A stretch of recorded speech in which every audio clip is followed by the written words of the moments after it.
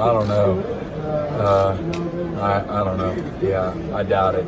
Yeah, that was a heck of a night, a crazy night. Two touchdown underdogs going into it, Heisman Trophy winner, all those things on the other sideline. So, but we had a group of misfits that had a chip on their shoulder. Not a lot of people recruited, and they played out of their minds that night. So, special group of guys, different year, different times, but. Coach, your counterparts around the country talk about how you're able to get the call in so late with your guys lined up with support. How do you develop that approach and why? You think it paid off? You know, I don't know. You know, people, there's a lot of checking at the sideline. There's a lot of things that are going on the field pre-snap.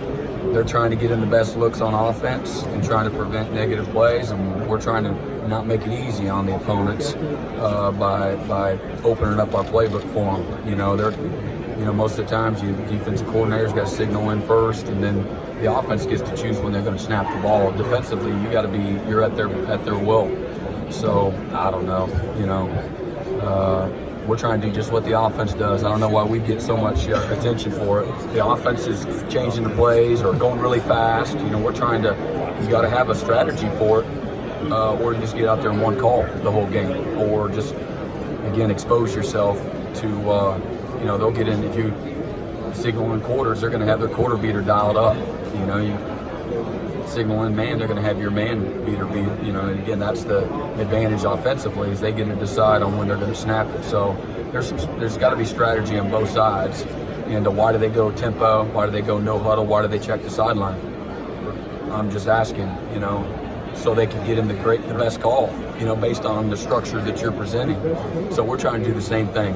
You know, that's all we're doing. It's trying to counteract that. Coach, of all the game film you watched of LSU's opponents, which game or opponent of LSU's did you think you picked up the most from, like that you thought you could use? You know, I didn't see anybody that I mean, there's some games where they were closer than others, but we don't have Auburn's front. Okay, so Auburn, I thought their defensive line was physically imposing, and you know, that's not how we're built this year.